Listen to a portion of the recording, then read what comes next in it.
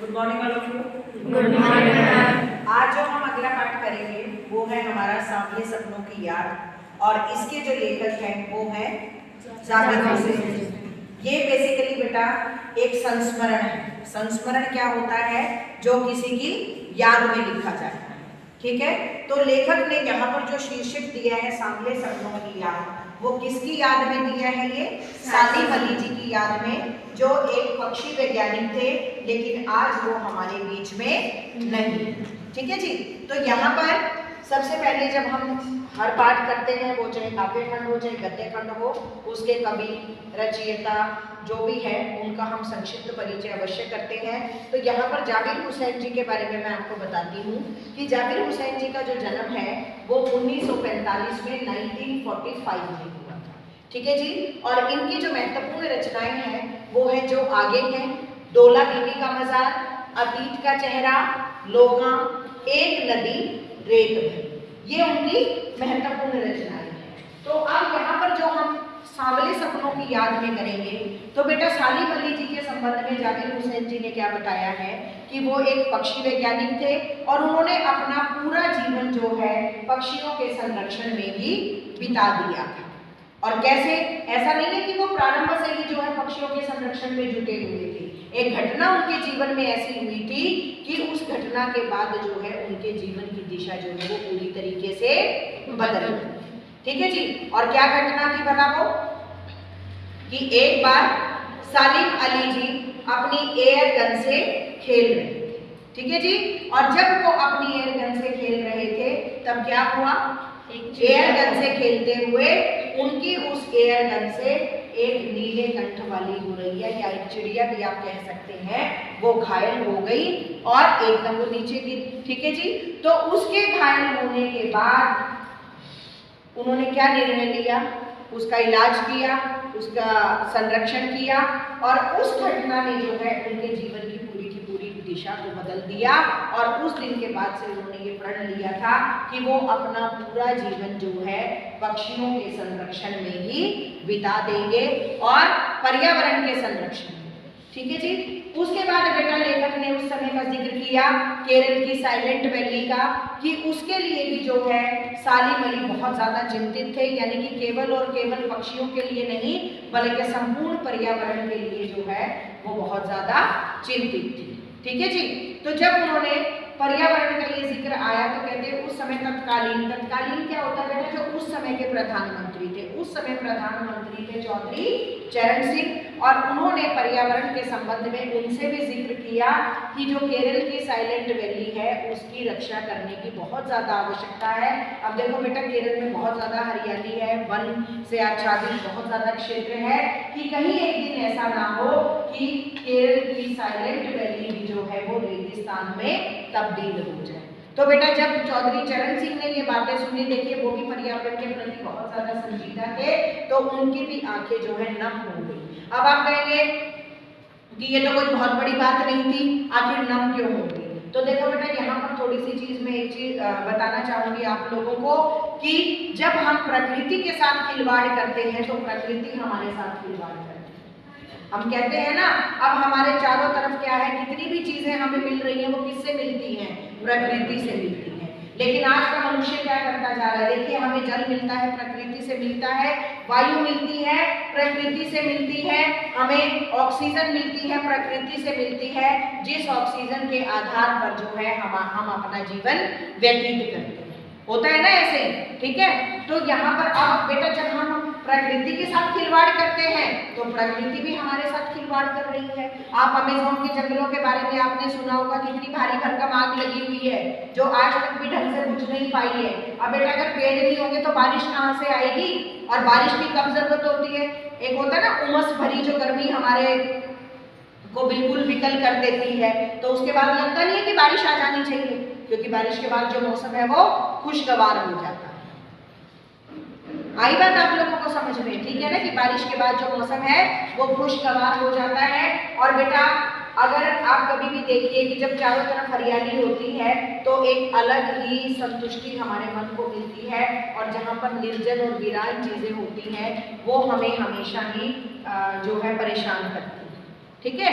तो ठीक उसी प्रकार जो है सालिम अली जी भी पर्यावरण के संरक्षण के प्रति काफी संजीदा थे और उस समय के जो प्रधानमंत्री चौधरी चरण सिंह जी थे वो भी काफी संजीदा थे। फिर इसके बाद बेटा लेखक ने यहाँ पर जिक्र किया पक्षी प्रेमी पर्यावरण प्रेमी डीएच लॉरेंस का। उन्होंने कि भाई वो भी सालिम अली जी की तरह ही जो है एक पर्यावरण प्रेमी थे। तो बेटा डीएच लॉरेंस का भी उन्होंने वर्णन करते हुए ये कहा कि डीएच लॉरेंस ने भी अपना पूरा का पूरा जीवन जो है पक्षियों और पर्यावरण के संरक्षण में बिता दिया था। कहते हैं कि डीएच लॉरेंस की मृत्यु के बाद जब उनकी पत्नी फ्रीडा से कहा गया कि आप उनके संबंध में कुछ बताइए, जब लोग लिखना चाहते थे तो फ्रीडा ने, अब इस बात को प्लीज ध्यान रखना, ये प्रश्न पूछ लिया जाता है, तो फ्रीडा ने कहा कि मुझसे कहीं ज्यादा तो उनके संबंध में मेरी छत पर बैठने वाली चिड़िया बता सकती है, गुरैया बता सकती है। क्यों? क्योंकि वो अपना ज्यादातर समय जो है उनके साथ बिताया करते हैं। ठीक है जी। एक बात बेटा इस पर बहुत ही महत्वपूर्ण है कि जो सालिम अली के संबंध में लेखक ने बात की कि वो एक एक टापू नहीं बल्कि एक अथाह समुद्र बनकर उभरे थे। समुद्र क्या होता है बेटा? जिसमें सारी चीजें समाहित हो जाती हैं, और टापू एक छोटा सा टापू होता है। ठीक है। कहते उन्होंने तो इतना कुछ पक्षियों के लिए किया कि उनके बारे में जितना कहा जाए उतना कम है। तो इसलिए वो जो है एक गहरे समुद्र बनकर उभरे थे जिसमें कि हर चीज जो है उनके अंदर समाती चली गई। फिर वो पक्षियों के प्रति संजीदा थे। कहते कि जब कभी भी अपने गले में दूरबीन लगाकर जो है बहुत दूर तक निकल जाया करते थे, कई कई दिन जो है वो घायल पक्षियों को ढूंढते रहते थे और फिर उसकी देख रेख में जो है अपना जीवन उन्होंने लगभग बिताया। अब बेटा यहाँ पर लेखक ने नाम रखा है कि सांवले सपनों की याद। अंत में ऐसा भी हुआ बेटा कि जो सालिम अली थे, पर्यावरण प्रेमी थे, एक दिन जो है अंत में उन्होंने भी अपने प्राण त्याग दिए।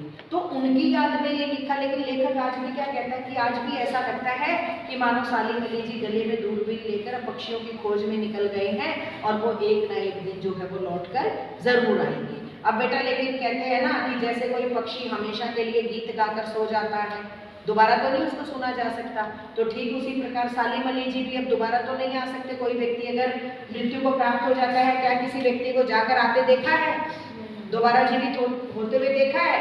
ये तो भाई कल्पना की कहानियों में ही हो सकता है, लेकिन वास्तविकता में ऐसा कुछ नहीं होता है। तो ठीक उसी प्रकार यहाँ पर कवि ने, लेखक ने जिसका नाम रखा है सांवले सपनों की याद, कि अब तो केवल और केवल हमारे बीच में यादें रह गई हैं सालिम अली जी।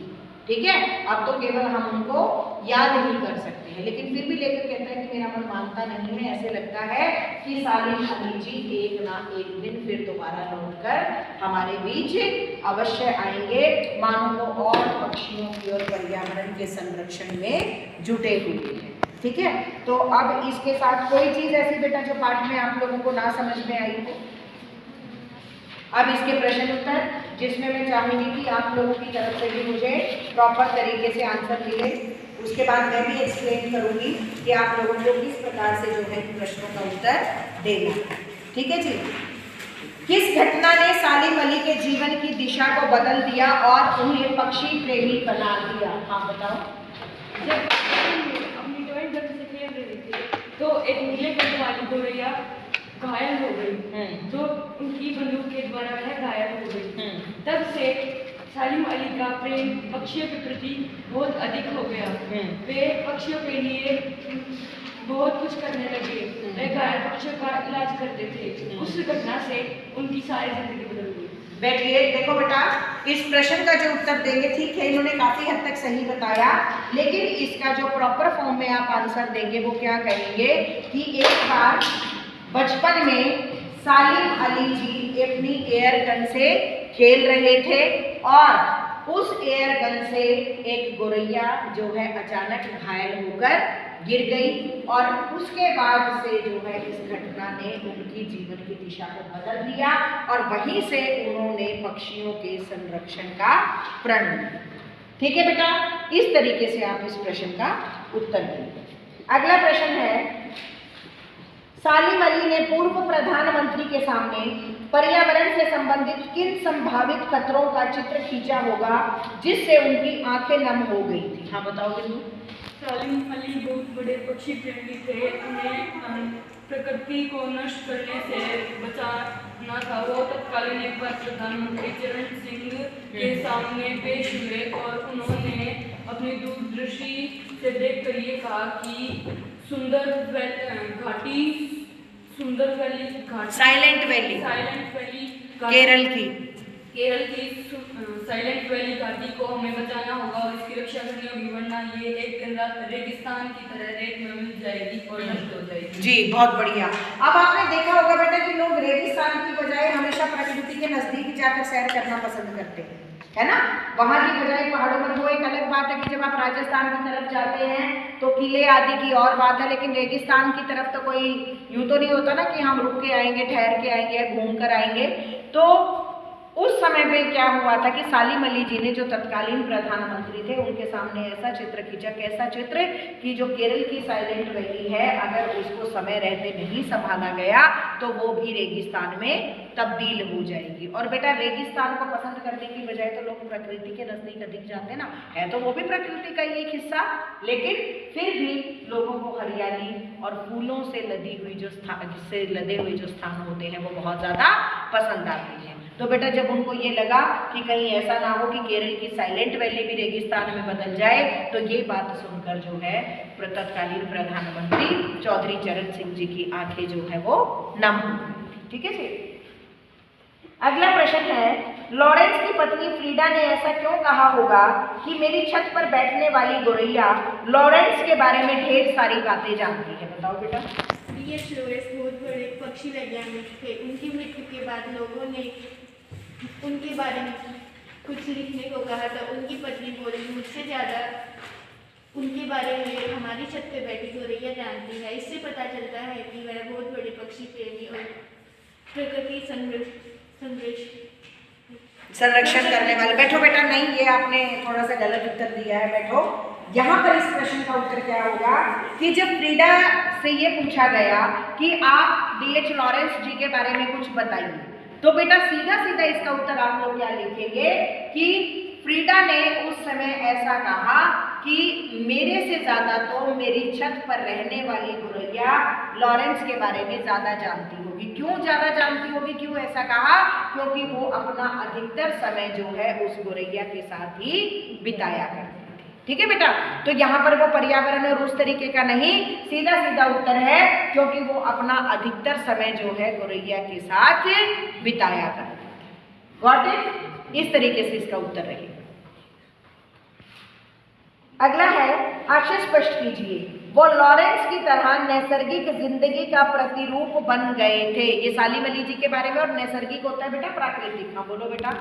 सालिम अली की मृत्यु के बाद संस्मरण में बताया गया कि वे बहुत बड़े पक्षी प्रेमी थे और उन्होंने अपना पूरा जीवन घायल पक्षियों में व्यतीत कर दिया और पर्यावरण की भी रक्षा की। जी, पर्यावरण की, बहुत बढ़िया, इन्होंने बिल्कुल सही बताया बेटा। इसका आप आशय क्या स्पष्ट करेंगे? ये है ना, वो लॉरेंस की तरह नैसर्गिक जिंदगी का प्रतिरूप बन गए थे कि उन्होंने भी, सालिम अली ने भी अपना जीवन जो है D.H. लॉरेंस की तरह प्रकृति के नजदीक रहकर बिताया, उसके संरक्षण के लिए बिताया और पक्षियों और पर्यावरण की जीवन के अंत समय तक जो है रक्षा करने के लिए वो प्रतिबद्ध है। ठीक है जी, गॉट इट। नेक्स्ट है, कोई अपने जिस्म की हरारत और दिल की धड़कन देकर भी उसे लौटाना चाहे तो वह पक्षी अपने सपनों के गीत दोबारा कैसे गा सकेगा? ये अभी बताया भी था आप लोगों को पाठ का जब आंसर दिया मैंने। कौन बताएगा? बताओ। सालिम अली की मृत्यु के बाद बताया गया कि वे पक्षी प्रेमी थे और जिस प्रकार गोरैया अपने गीत गाकर, गोरैया नहीं, आप कोई भी पक्षी बेटा, सिर्फ गोरैया नहीं, पक्षी कोई भी हो सकता है, अपने गीत गाकर सदा के लिए सो जाते हैं, उसी प्रकार वह रक्षा में उन्होंने अपना जीवन व्यतीत किया और सदा के लिए प्रकृति की गोद में समा। कि कोई भी पक्षी, ये कहा है ना, जिंदगी का अंतिम गीत गाकर, यानी कि जब बेटा चाहे वो पक्षी हो चाहे कोई भी प्राणी हो, जब वो मृत्यु को प्राप्त हो जाता है तो दोबारा जीवित नहीं हो सकता। तो ठीक उसी प्रकार यहाँ पर कहा गया है कि सालिम अली भी अपने जीवन की हर प्रतिज्ञा को पूरी करते हुए, जो भी उन्होंने प्रकृति के संरक्षण की मतलब आप कह सकते हैं प्रतिबद्धता रखी हुई थी, उसको पूरा करके वो भी इस प्रकृति की गोद में समा गए। अर्थात अब वो जो है मृत्यु को प्राप्त हो चुके हैं।